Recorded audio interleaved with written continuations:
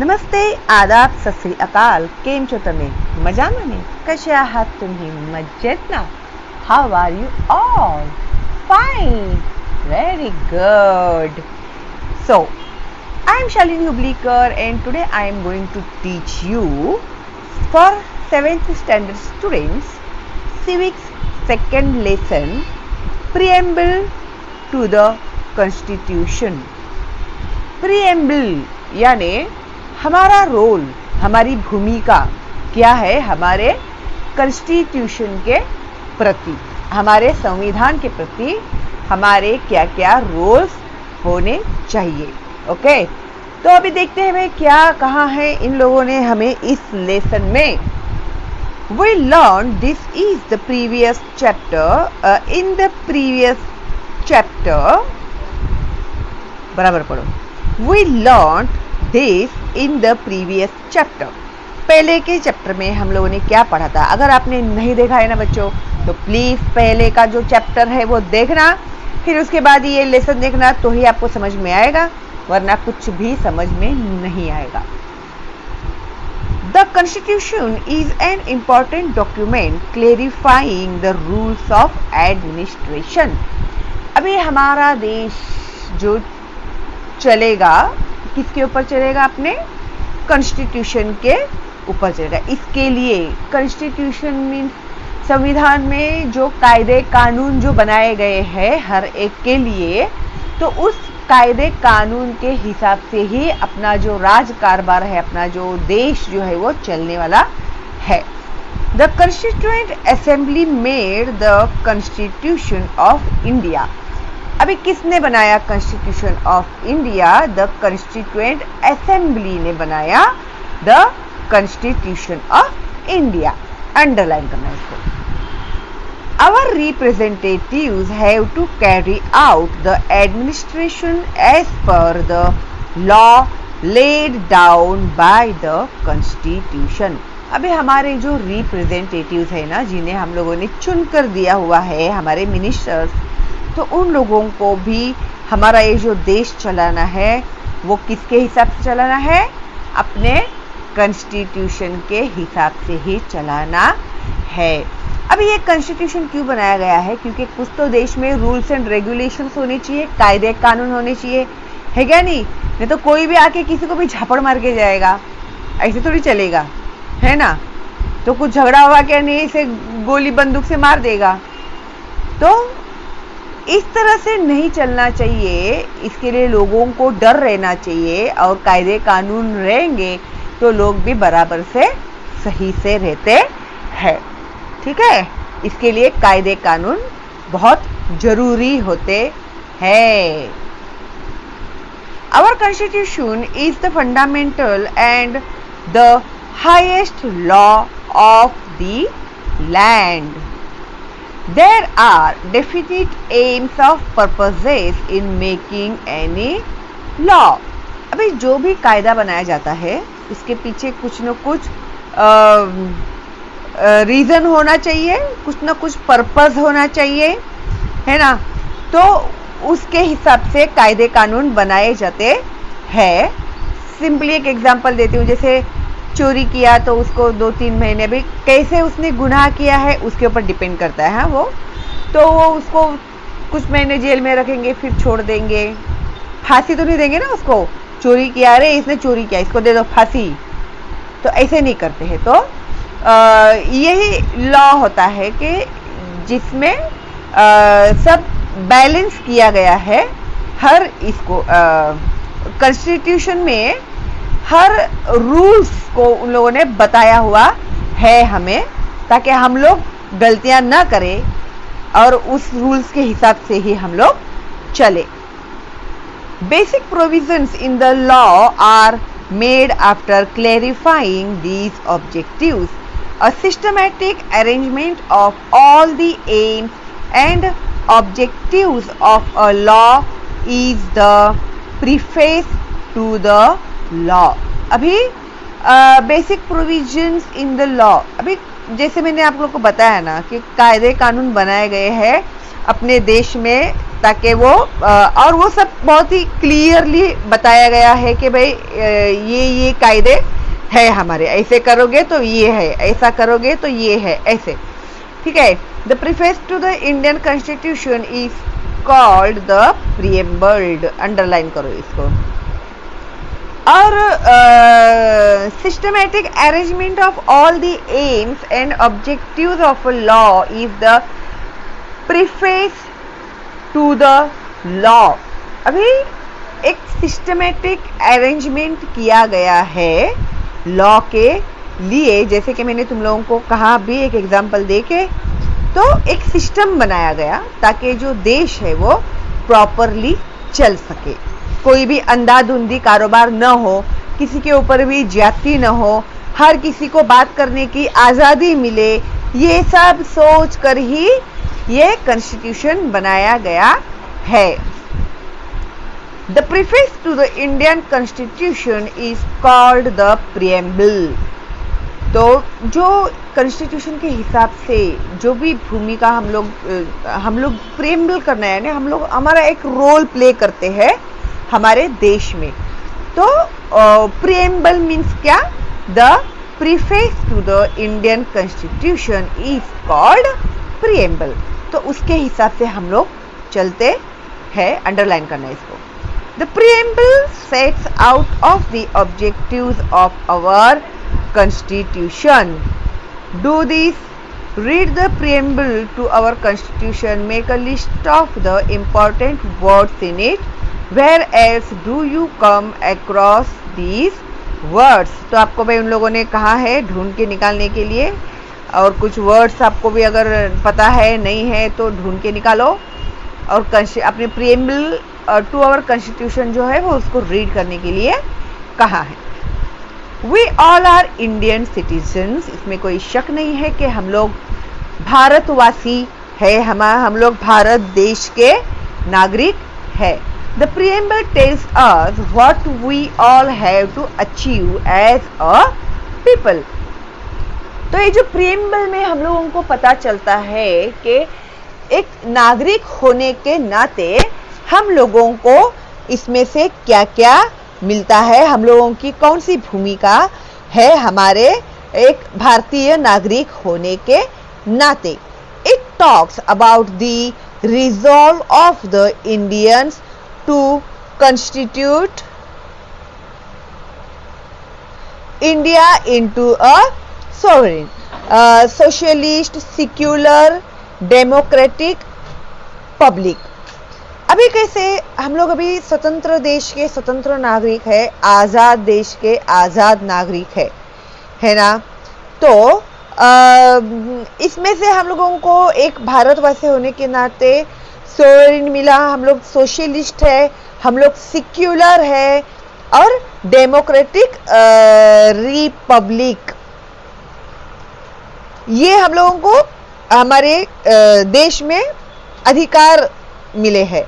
We shall now understand the meaning of each of these terms. तो भाई आप लोगों के साथ मैं भी अंडरस्टैंड करने वाली हूँ कि कौन से टर्म्स पर अपना जो देश है वो चल रहा है, और हम लोगों को भी वो पता होना चाहिए।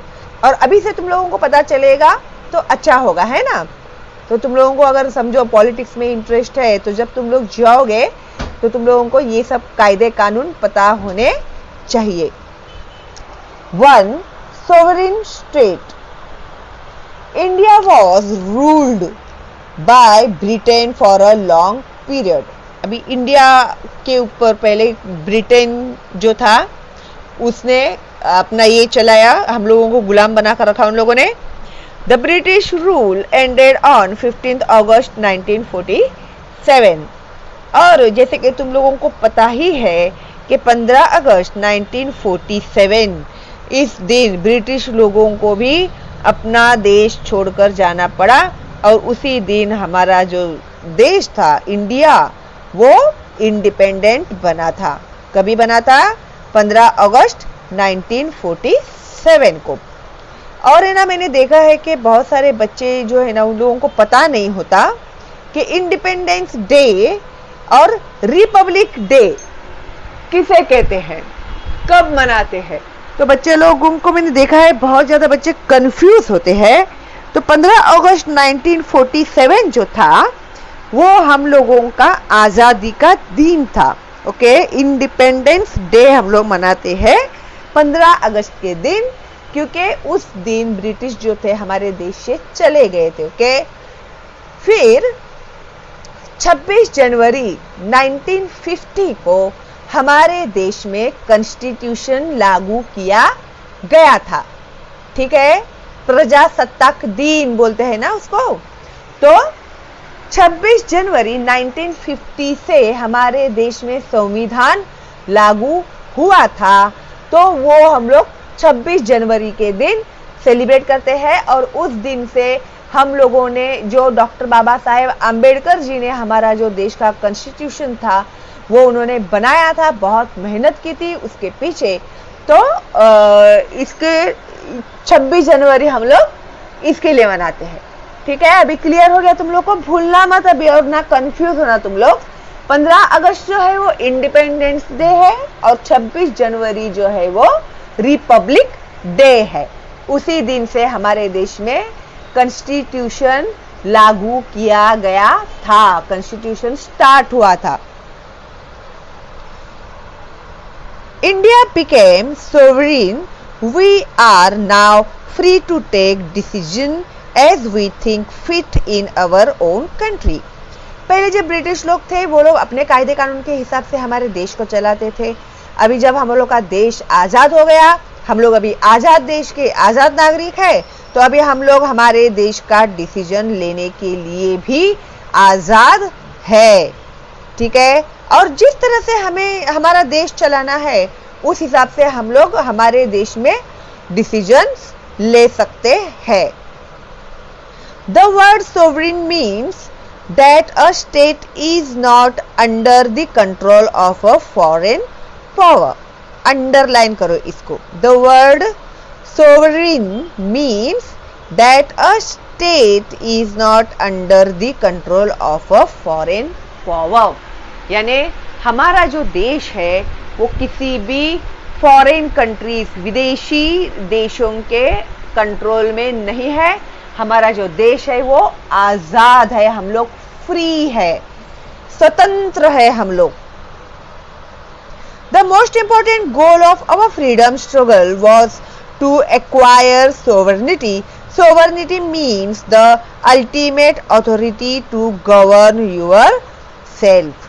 तो इसमें सोवरेनिटी यानी अंडरलाइन करना इसको भी, हम लोगों को अथॉरिटी दी गई है, हमारे देश को हमारे हिसाब से चलाने का पावर हम लोगों को दिया गया है। In a democracy sovereignty rests with the people.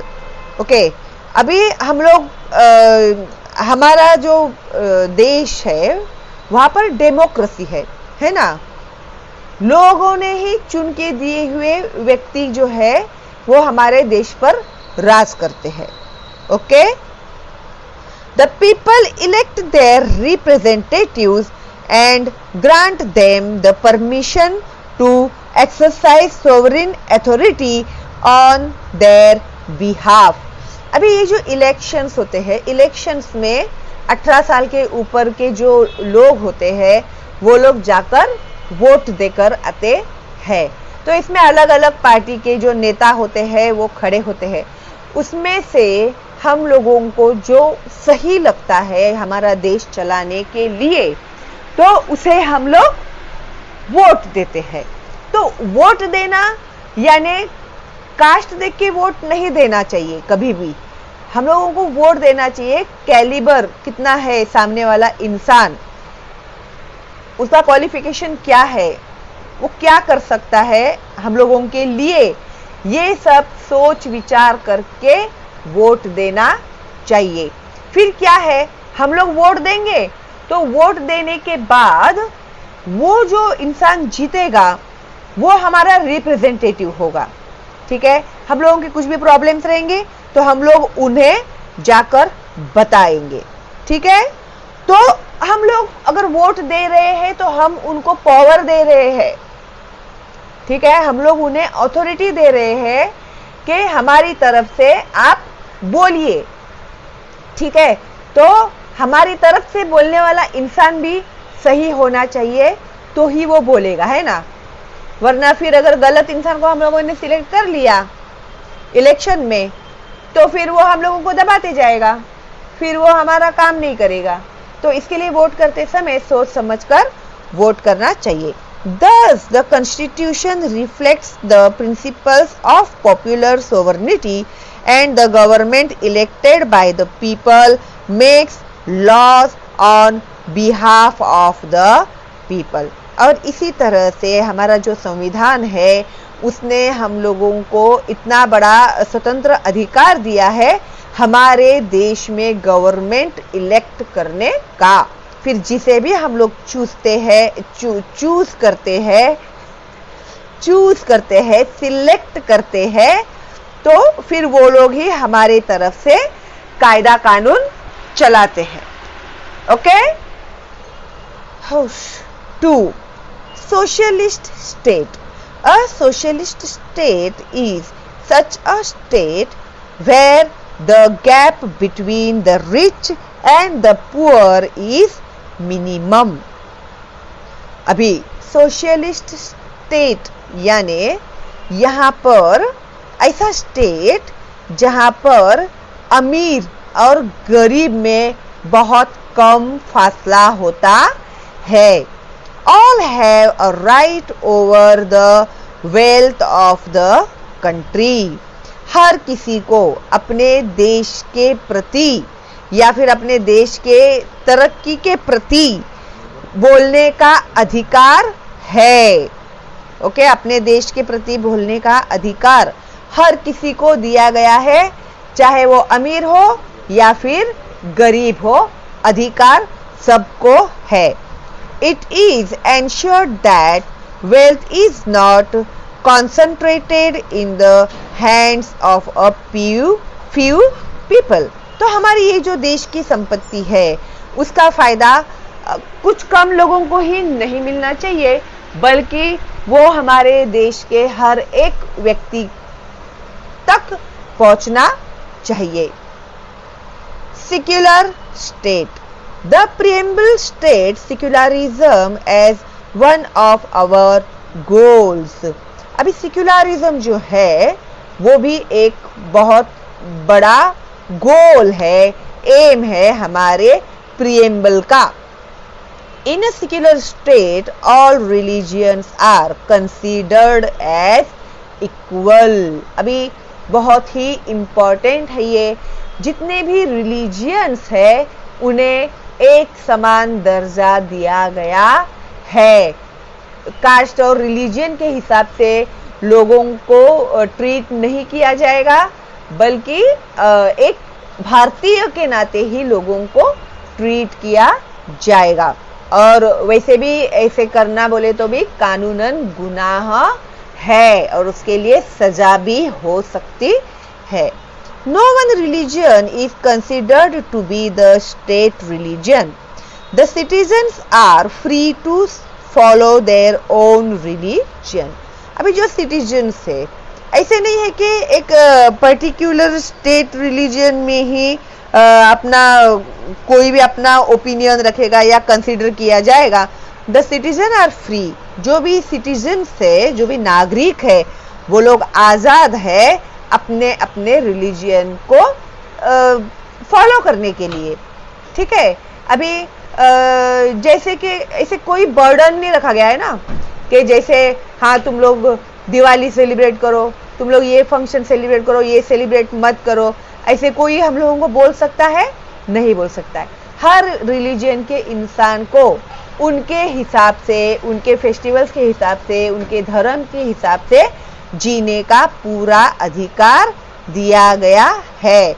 State can not discriminate among citizens to the basis of religion. तो हमारे जो भी भारत के नागरिक हैं उन लोगों को रिलीजन के आधार पर कभी भी रोक टोक नहीं की जाती है। तो जैसे ईद भी हम लोग उतने ही धूमधाम से मनाते हैं, दिवाली, दशहरा, हर फेस्टिवल, बैसाखी, जो भी है, जितने भी फेस्टिवल्स है, पोंगल है और भी क्रिसमस है, इतने सारे फेस्टिवल्स होते हैं, कितने रिलीजियन के लोग हमारे देश में रहते हैं, तो हम लोग सब त्योहार मिलजुल कर मनाते हैं, हंसी खुशी मनाते हैं। तो ये आजादी हम लोगों को मिली हुई है हमारे कॉन्स्टिट्यूशन में। Do you know we have endeavored to preserve the multi-religious nature of our society। तो हम लोग, हमारे जो देश है, हमारे देश में अलग अलग जाति के, अलग अलग धर्म के लोग रहते हैं, तो हम लोग भी उसमें का ही एक हिस्सा है और हम लोगों ने एक्सेप्ट किए हुए हैं। हर त्योहार, जो हर सेलिब्रेशन होता है, उसमें हम लोग भी उतने ही धूमधाम से उसे भी मनाते हैं। मैं तो भाई मनाती हूँ, दूसरों का मुझे पता नहीं। We cannot exercise the rights given to us by our constitution in an unrestrained manner। तो हम लोगों को जो कॉन्स्टिट्यूशन में अधिकार दिए गए हैं वो अनरिस्ट्रेंड मैनर से नहीं दिए गए हैं और हम लोग हमारे अधिकार का भी गैर फायदा नहीं ले सकते। The same is true of religious freedom as well. तो रिलीजियस फ्रीडम भी सब लोगों को उसी तरह से दिया गया है। Whenever we celebrate our festivals, we are required to be concerned about public cleanliness, health and the environment। अभी कैसे है, जैसे भी हम लोग कोई भी फेस्टिवल, कोई भी त्योहार मनाते हैं, तो हम लोगों को हमारे देश को क्लीन रखना चाहिए। पब्लिक क्लीनलीनेस यानी रास्तों पर कचरा नहीं फेंकना चाहिए, गंदगी नहीं करनी चाहिए। हेल्थ, हमारी हेल्थ भी उतनी ही इम्पोर्टेंट है। एंड द एनवायरनमेंट, हमारा जो सराउंडिंग है, हमारे यहाँ का जो वातावरण है, उसे भी हमें अच्छा रखना चाहिए।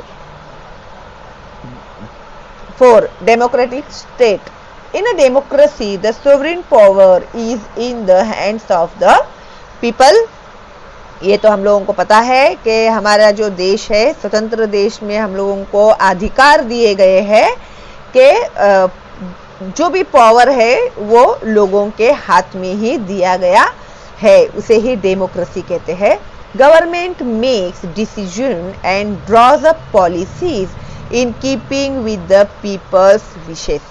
अभी गवर्नमेंट भी जो भी लॉ बनाती है, कोई भी पॉलिसीज बनाती है, तो लोगों के बारे में विचार करके, लोगों के इच्छा के अनुसार वो लोग पॉलिसीज बनाते हैं। Government has to take important financial, social and other decisions to promote common welfare।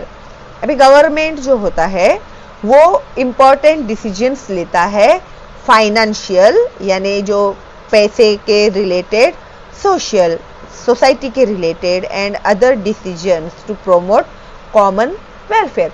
तो आम आदमी को भी उसका फायदा मिलना चाहिए। इस तरह की पॉलिसीज जो है वो गवर्नमेंट बनाता है। All the people are not able to come together and take such decisions on a day to day basis, therefore elections are conducted after a fixed period when voters elect their representatives. अभी all the people are not able to come together and take such decisions। अभी रोज के रोज लोग जाकर उधर decision लेने वाले हैं क्या? ऐसा पॉसिबल हो सकता है क्या? नहीं हो सकता। इसके लिए ही एक पर्टिकुलर फिक्स पीरियड में इलेक्शंस लिए जाते हैं, ताकि हम लोग जो आम लोग हैं, हम लोग जो आम कॉमन पीपल है, हम लोग हमारा रिप्रेजेंटेटिव सिलेक्ट करते हैं, इलेक्ट करते हैं वोट देकर। फिर वो लोग हमारी तरफ से जो भी हमारे जो पॉइंट्स है वो अपने सरकार के सामने वो लोग रखते हैं। These representatives sit in the institutions created by the Constitution, like the Parliament or Legislature and the Executive. तो अभी जिन लोगों को हम लोगों ने इलेक्शन में जिताया है, तो वो लोग हमारे रिप्रेजेंटेटिव बनकर पार्लियामेंट में जाते हैं और हमारे व्यूज उनके सामने रखते हैं. They take decisions for the entire population as per the procedure laid down by the Constitution. फिर हम लोगों की तरफ से वो लोग कॉन्स्टिट्यूशन में अगर कोई ऐसे डिसीजन लेना पड़ा, उन्हें कोई निर्णय लेना पड़ा, तो वो लोग हमारी तरफ से डिसीजन लेते हैं. 5. Republic. Along with being a democracy, we are a republic. अभी हमारे स्वतंत्र देश में हम लोग क्या है? रिपब्लिक है. All public positions in a republic are elected by the people. No public position is occupied on the basis of hereditary succession. अभी जब भी कभी भी हमारे यहाँ पर इलेक्शंस होते हैं, तो अभी हम लोग एक पोजीशन के हिसाब से कैसे हम लोग इलेक्शन में उस व्यक्ति को जिताते हैं, ठीक है, उसे हम लोग हमारा रिप्रेजेंटेटिव बनाते हैं. वो उसे हम लोग सिलेक्ट करते हैं. हम लोग जो जनता है वो वोट देकर उन्हें अपना रिप्रेजेंटेटिव बनाती है, न कि वो ऐसे जैसे पहले राजा महाराजा कैसे होते थे कि वो राजा, फिर उसका बेटा जो था वो राजगद्दी पर बैठेगा, फिर उसका बेटा राजगद्दी पर बैठेगा, फिर उसका बेटा राजगद्दी पर बैठेगा. ऐसा चलता है क्या यहाँ पे? अभी ऐसे नहीं चलता. तो हेरेडिटरी सक्सेशन यानी पिता प्राइम मिनिस्टर था, फिर पिता के बाद उनका बेटा प्राइम मिनिस्टर होगा या बेटी प्राइम मिनिस्टर बनेगी, फिर उनका बेटा प्राइम मिनिस्टर बनेगा. अभी जैसे इट इज अ कोइंसिडेंट हो सकता है ये, जैसे हमारे भारत देश के पहले पंत प्रधान कौन थे? तो पंडित जवाहरलाल नेहरू जी थे, है ना. तो फिर उनके बाद, अभी मैं डायरेक्ट आ रही हूँ, मैं बीच में कौन कौन प्राइम मिनिस्टर बना या कौन कौन क्या बना वो मैं नहीं बता रही हूँ. फिर बाद में उनकी जो बेटी थी वो प्राइम मिनिस्टर बनी, इंदिरा गांधी. फिर उनके बाद इंदिरा गांधी जी का जो बेटा था राजीव गांधी, फिर वो प्राइम मिनिस्टर बने. तो इस तरह से ये 3 पीढ़ी प्राइम मिनिस्टर बनी थी, लेकिन उन्हें उनकी हेरिडिटी के हिसाब से नहीं सिलेक्ट किया गया था. वो उनकी जो कैपेबिलिटी है उसके ऊपर उन्हें प्राइम मिनिस्टर बनाया गया था. तो वो हेरिडिटी नहीं है. Okay. 5. Republic. Along with being a democracy, we are a republic. All public position in a republic are elected by the people. No public position is occupied on the basis of hereditary succession. The position like the president, the prime minister, the governor, the chief minister, the mayor, the sarpanch, etc. are public positions. Any Indian citizen fulfilling the prescribed age criterion can get herself elected to any of these position. अभी हर एक के लिए as का criteria दिया गया है कि ये एज के बाद आप प्राइम मिनिस्टर के लिए खड़े हो सकते हैं या किसी भी पोस्ट के लिए. ये जो भी पोस्ट यहाँ पर दिए हुए हैं उसके लिए हर इंसान को, कोई भी हमारे देश का नागरिक जो है वो उस पोस्ट के लिए खड़ा रह सकता है, लेकिन वो एज के हिसाब से, ठीक है. जो भी क्राइटेरिया सिलेक्ट किया गया है ना उम्र का, वो हिसाब से आप लोग भी जब बड़े हो जाएंगे तो इलेक्शन में खड़े हो सकते हैं. Any Indian citizen fulfilling the prescribed age criterion can get herself elected to any of these positions. In a monarchy, these positions may be occupied by members of a single family following the principles of heredity. In a monarchy, these positions may be occupied by, पहले के जमाने में ऐसे होता था, जैसे मैंने तुम लोगों को बताया ना, जैसे राजा महाराजा वगैरह थे तभी ऐसे होता था। भाई कितना बड़ा है ये धड़ा, लेसन देखना पड़ेगा अभी नीचे जाके। Discuss, read the Deepa has written on the topic my family democracy does not only imply elections, my parents do all household work together, we also participate in it, we ensure that we talk cordially with each other. Even if we happen to fight, we try to listen to each other's views by stopping the fight as soon as possible.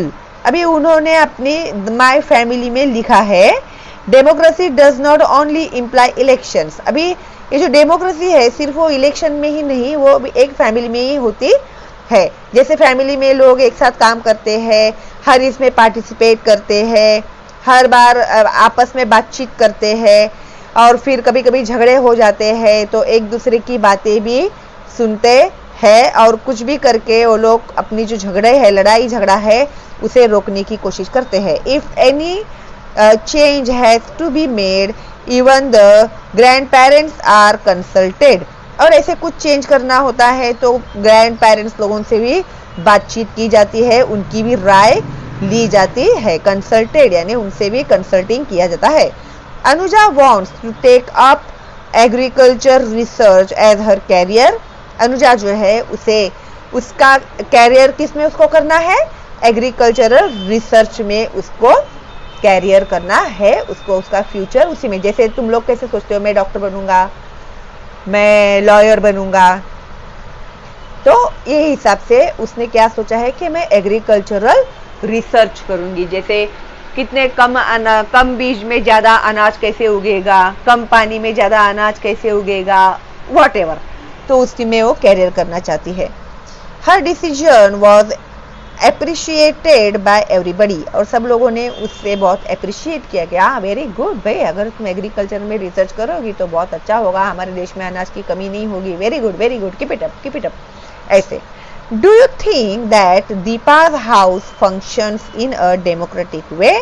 Which features of democracy can be found in this passage? Okay. The preamble has guaranteed the Indian citizen the three values of justice, liberty and equality. अभी ये जो preamble है इसमें हम लोग जो भारतीय नागरिक होने के नाते ये जो तीन वैल्यूज है हम लोगों के लिए पक्के है, गारंटीड है, जैसे जस्टिस यानी न्याय, लिबर्टी यानी आज़ादी, इक्वालिटी यानी एकता। ठीक है, न्याय, एकता, समानता, ठीक है, justice, liberty and equality, underline करना इसको। प्रिएम्बल में क्या है इंपॉर्टेंट यानी गारंटीड क्या है? It has enjoined upon the Indian citizen to practise these values and make laws in keeping with these values. Let us understand the values. तो अभी ये जो justice, liberty और equality जो है तो उसकी क्या values है हम लोगों के लिए? तो सबसे पहले है justice. Justice implies removal of justice and ensuring that everybody has the opportunity for progress. हर एक को तरक्की करने की अपॉर्चुनिटी मिलनी ही चाहिए। इसकी सबको एक जैसा न्याय मिलना चाहिए, सबको एक जैसा चांस मिलना चाहिए तरक्की करने का। Establishing justice is adopting such policies that will promote public good. 3 types of justice are talked on in the preamble as they are as follows. अभी ये जो है, जो भी जस्टिस जो है एडॉप्ट किया हुआ है हमारी पॉलिसीज ने, तो क्यों किया हुआ है? ताकि लोगों को अच्छा ये मिल सके, अच्छी राह मिल सके, अच्छे सुझाव मिल सके। तो वो क्या है? एक है सोशल जस्टिस।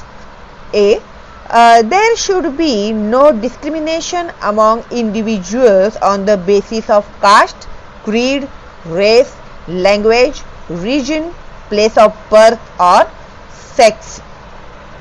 अभी इसमें किसी भी व्यक्ति को, इंडिविजुअल यानी किसी भी व्यक्ति को, उसमें आप आए, मैं आई, अपने फैमिली के मेंबर्स आए, हमारे सारे देश के लोग आए, हर एक व्यक्ति, हमारे देश में रहने वाला हर एक व्यक्ति को कभी भी अपने कास्ट के ऊपर, अपने क्रीड के ऊपर, अपने रेस के ऊपर, अपनी लैंग्वेज के ऊपर, अपने रीजन के ऊपर, अपना प्लेस ऑफ बर्थ कौन सा है, या फिर सेक्स के ऊपर, यानी मैन एंड वुमेन, ऐसे, तो उसके ऊपर किसी भी डिस्क्रिमिनेशन करने का अधिकार नहीं है।